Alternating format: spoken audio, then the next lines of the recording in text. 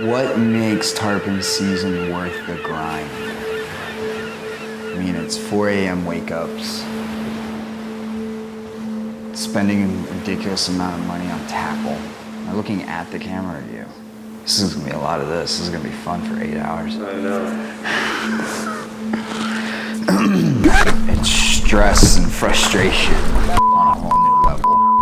Every time that fish comes jumping out, every time, my heart still stops.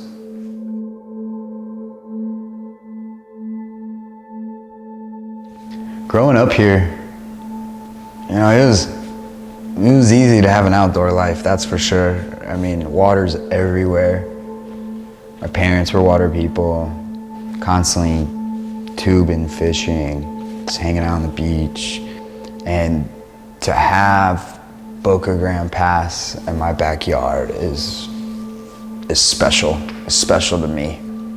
For 2 months of the year, I've got the biggest tarpon population in the world, 20 minutes from my house. I mean, it doesn't get much better than that. Then the history behind it all, you know? Thomas Edison, Henry Ford, they're fishing. The phosphorus docks transportation with the cattle to Cuba. The lighthouse. I mean, that lighthouse has seen more tarpon than anything in the world. That lighthouse has seen more people be so excited for a moment and then so let down in the same exact moment. You know, that's what people don't talk about with tarpon fishing is just how tough it is. You know, everybody goes with, oh yeah, it's a trophy fish, it's a catch of your lifetime. What they don't tell you is the grind behind it. 30 boats around you. You learning how to fish for something that just everything you know about fishing just goes out the window.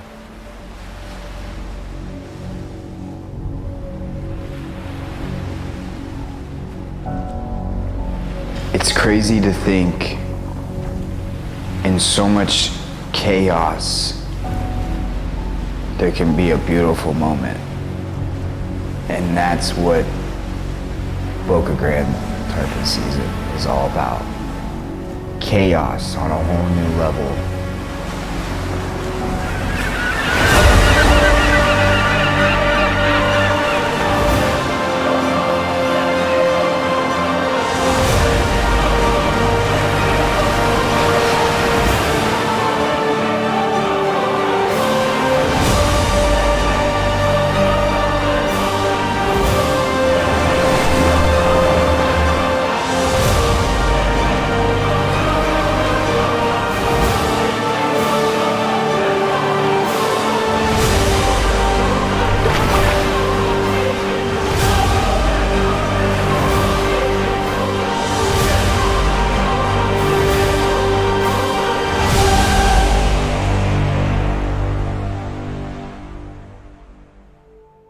Mark Marsh and Ron Smith have taken my tarpon fishing to a whole new level. Mark can drive a boat, that's for sure. Mark can hook into a fish and he can drive a boat. We had the luxury while we were filming this to watch Mark probably hook into the toughest tarpon he's had in a long time. It was fun to watch Mark get on that thing, man. It was a lot of fun to watch him get on that thing. Ron and Mark are literally the best tarpon fishermen that I've ever had the experience of fishing with. I mean, their knowledge is phenomenal.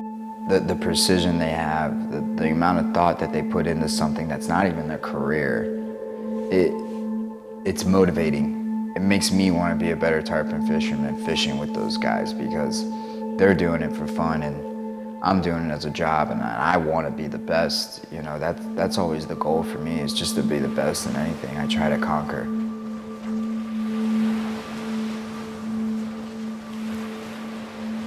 Well, you know, tarpon fishing, as you know, there's just so many ways to catch tarpon. You know, I was started as a marine biology major in college and caught my first tarpon when I was probably 14, 15 years old by accident, well, you know, on a bobber and a mullet, you know, floating under a mullet. And as I got really going, I got really serious about the fly fishing and everything. And then next thing I know, I met a guy and got into boat racing, and we were very successful at that. I set a world record in the factory class in boat racing, and then realized I needed to get into something else. So fishing was always been my passion from the time my dad took me to the Chesapeake Bay in the summertime hand lining until where we are today. But the tarpon fishing at Boca Grande is the best in the world.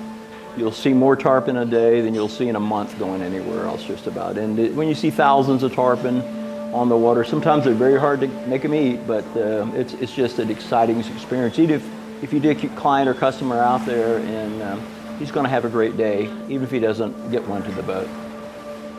For me, it's we call it sticking the fish, setting the hook. The first 20 seconds of that is usually something's going to happen crazy. From the fish going straight up the air, fish coming straight at you, the fish looping down under the boat.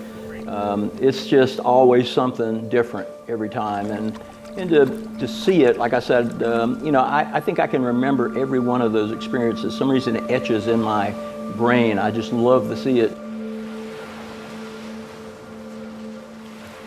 Yeah, James, I think, the way your passion for fishing and your eagerness to learn, and you'll probably be the best tarpon fisherman in the past has ever been, because you learn from so many different guys and you listen. We kind of critique each other after we get a fish to the boat, and I've just never seen anybody that had the love for fishing that you have, and it's just fun to get to know you better and have a lot of fun with you, brother.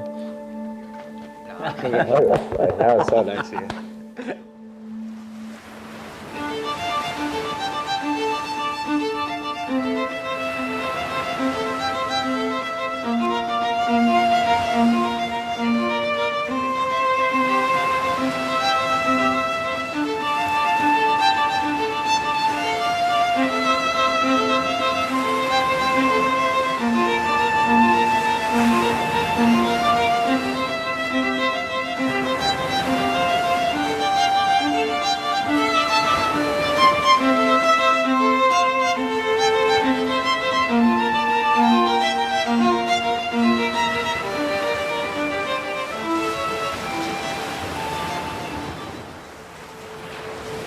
Captain Will, that dude is a character. He comes down from Tampa to fish Boca Grande Pass, and he's good. He's most definitely top young captain in our waters for during tarpon season. I mean, he knows how to get on them. He knows how to work them. Will is awesome to fish with. He most definitely brings a different vibe than I get when I tarpon fish with Mark or Ron. Way more laid back, younger, can relate more to certain things. Also in the business, so there's a lot of things that we're constantly shooting back and forth. But Will is he's one of them guys, man. He'll give you the shirt off his back, he'll help you, he's nice to everybody. But the boy can slay. The boy can slay, that's for sure. It's crazy. It's crazy the lessons you can learn every day from just chasing this fish. Like, for instance, I know I won't tarpon fish without having my sunglasses on now, because I jumped a fish first thing in the morning this year with Mark. Line comes back, snaps back in my eye. Now I'm looking like Forrest Whitaker all day, just rubbing and rubbing because my eye's on fire. So there's one lesson: always wear sunglasses when you tarpon fish. In the beginning, in the film, I talk about how much there's so much chaos and there's beauty in the chaos. But the real beauty is that it's only the beginning. So much more in the future, and to have these moments captured in my mind, and just the anticipation of tarpon season every season, and then living it, and then waiting for it again. I get to chase this fish for the next 50 years. That's the real beauty.